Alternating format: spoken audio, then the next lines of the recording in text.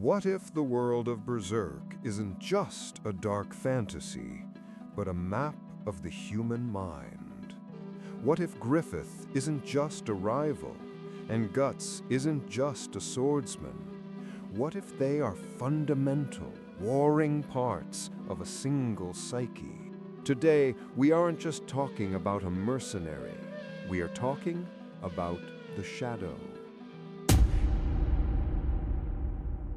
In the psychology of Carl Jung, the persona is the mask we present to the world.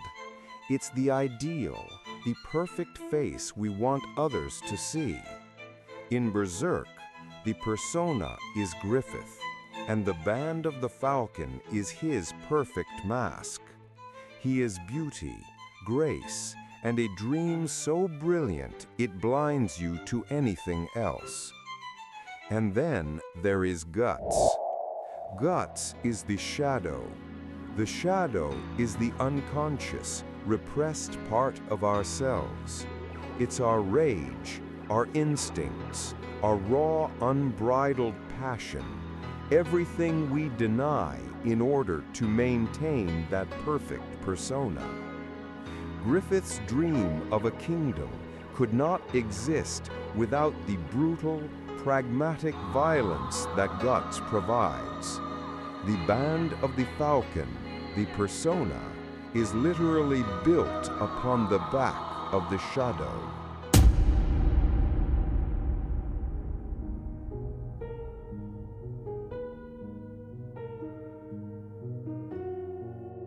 But a psyche cannot remain balanced forever.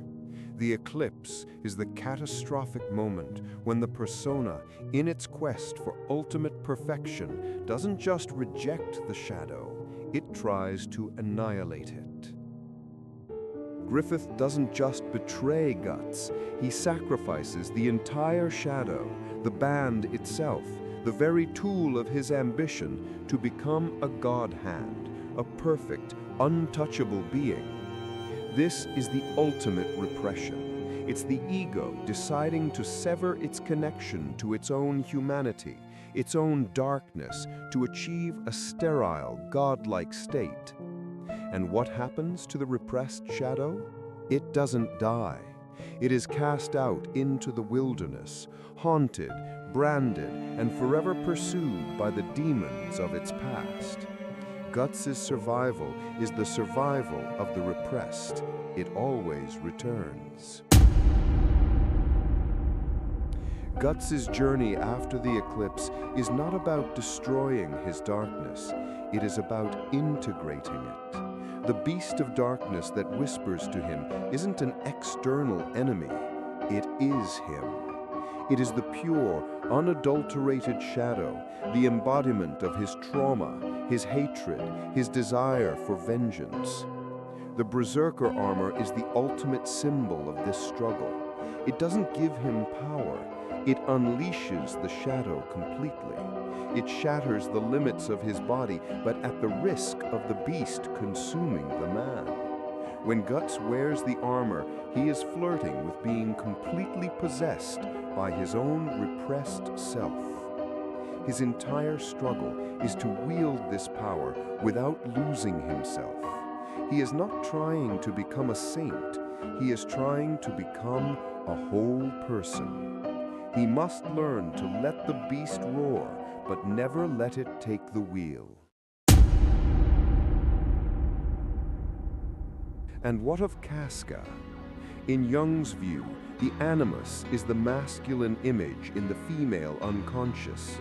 After her trauma, Casca's animus, her inner strength, her will to fight, is shattered.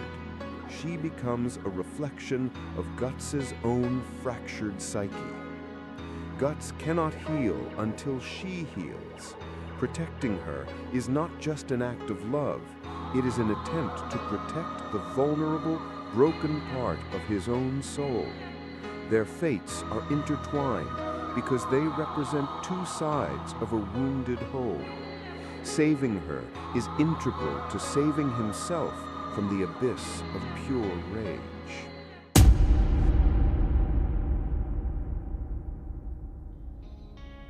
So in a world of psychic archetypes and spiritual demons, what is the one thing Guts can always, truly rely on? His ego. The Dragon Slayer is his ego. Massive, unwieldy, crude, and forged not for elegance, but purely for survival. It is his will, his conscious mind. It is the tool he uses to carve his path through a hostile reality. He doesn't have magic or destiny. He has his will.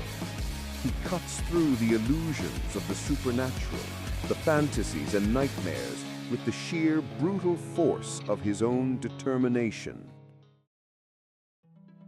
Berserk is not the story of a hero defeating a villain. It is the story of a man's war with himself. Griffith represents the temptation of perfection through denial, a beautiful, empty kingdom. Guts represents the harder, more painful path, the path of integration. To acknowledge the rage, the pain, the beast within, and to still choose to protect, to care, to journey on. His heroism lies not in his strength, but in his resilience. He is not fighting to become a god. He is fighting to remain a man. And in that struggle, in the endless, brutal effort to accept the totality of who he is, we see a reflection of our own journey toward wholeness. The moral of Berserk isn't that the world is dark. It's that even in the deepest darkness, the struggle to be human is what makes us truly strong.